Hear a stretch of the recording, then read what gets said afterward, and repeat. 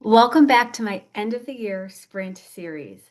In episode 100 of my LinkedIn Lives, I introduced the idea of a sprint and while a sprint can help accelerate your progress going into the end of the year. And then last week in episode 101, we talked about the first step in identifying what your sprint goal could be and how you break that down into daily actions. I will link up those episodes in the comments after the event. Today, we're going to go even deeper and talk about how systems and habits will keep you moving in this sprint process. Who can relate? You wake up on a Monday morning and you're determined today's the day I'm going to update my resume and I'm going to update my LinkedIn. And I open the document and I haven't done anything on this document for 5 years and the cursor's just blinking and you just don't even, I'm going to go get some coffee. And then you're like, I'm gonna check my work emails, and then you get sucked into a project, and then someone needs a ride, and then suddenly it's the end of the day. Oh yeah, because you had to cook dinner too, and oh, my resume and my LinkedIn have not been updated. Right? These kind of things happen. Life happens. You wanted to do it today, but maybe tomorrow. Or maybe you got on the vision board craze, you're ready to change your career, you know you want to do something different, you have a job that you've had for a long time, and you start letting yourself dream. You maybe picked up some books from the library or downloaded some books on your Kindle and you're reading some things.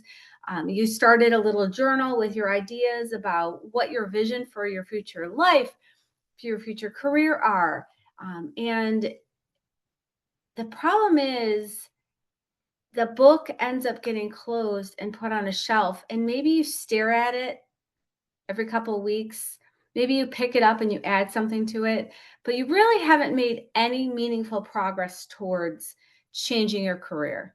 This is where this sprint concept, this let's see where we can get ourselves before the end of 2025 comes in. So today I'm going to talk about the systems that you have to get in place.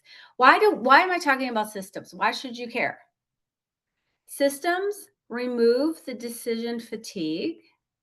They help you to reduce friction or those bumps and barriers that stop us, and they make progress automatic. So sprints are hard inherently. They hurt, but they do move us forward faster. And here's how your systems can carry you. I broke down systems into two categories: action systems and emotional and accountability, those sorts of systems. So action systems are around like actually doing the thing every day. What does it look like? That might be for you a weekly planning ritual, time blocking, a checklist for those top 3 priorities, keeping your sprint worksheet in front of you. It might be downloading or having resources that make it easier for you. If you already have a resume book that you can copy some ideas, or if you use AI to help you with your resume or your LinkedIn, or if you've already bookmarked some LinkedIn profiles that you thought were really awesome so you can copy them or borrow from them. Emotional and accountability systems. What could they be? Well, who's a friend or a colleague or a group or something that you can check in with on a regular basis?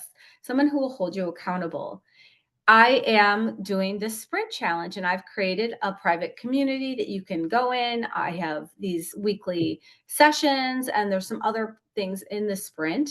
I invite you to join for accountability. You might look at your why, and your why should be somewhere that you can see it every day. It's kind of like your motivation anchor that keeps you moving forward because you're constantly remembered of your why. And even when it's harder to do whatever it is you're doing, the pain of staying put is probably more. You could use the method where if you knock off a certain amount of things each day, in the end of the evening, you celebrate the movement or the achievements that you've made that day. And of course, there's always coaches me, someone else, somebody who can help you to keep your chin up, keep your motivation moving forward, and just support you in this process. A sprint, let's say it's 50% that action, that moving forward, but it's very mental because I don't know how many of you run, but when you run or you do something hard, all you can feel is the pain sometimes. But that's when that mental fitness, the emotion, the support that will push you through because we always are capable of way more than we believe we are. So, habits. Let's talk specifically, zero in on habits. Habits are anything. They could be, it's just, they have to be intentional. They can be small, they can be big. A habit might be in the morning to time block exactly where you're going to work on your sprint. It might be making yourself do one outreach message every morning, or go on LinkedIn and go to the companies that you want to work for and follow their social media and do a comment on each of those every morning. It might be just looking at your sprint worksheet every morning and reading it and saying, oh, because if you did it correctly, it's got your sprint, it's got the 3 priorities that are going to make you hit that goal, whatever that goal is to you. And under those 3 priorities, there's tons of daily things that you should have listed that would get you to those things. And if you look at that every morning and you're like, okay, I can do that one, that one, that one. Fantastic. If you're building habits, and they begin to multiply, that's when that it's called they stack, they stack, they stack, they stack, and suddenly you're making it to your goal. So if I were to prompt you right now, what's one system that you can put in place to make your sprint easier? Is it time blocking, weekly planning ritual, templates? What's one person who could help you keep your momentum in the sprint? Is it a mentor, a colleague, a friend? Is it me? Is it the Project You accountability group for this sprint? Please join us. A third prompt would be, what tiny habit can you commit to every day? Depends on what your goal is. It might be making 5 calls. It might be commenting on 5 people's social media. It might be sending 5 outreach messages. Whatever it is, what one habit can you commit to? Sitting down for 10 minutes, 20 minutes every day to write your book, whatever your goal is. So remember, the systems today are about action and that mental piece and coming up with the support you need to keep each half of this sprint moving forward. I hope today helped give you some more clarity and ideas on how to keep moving forward in your sprint. And I invite you to join the Project You Sprint community. I will put the link below. You receive emails, resources, templates, uh, these weekly video tips.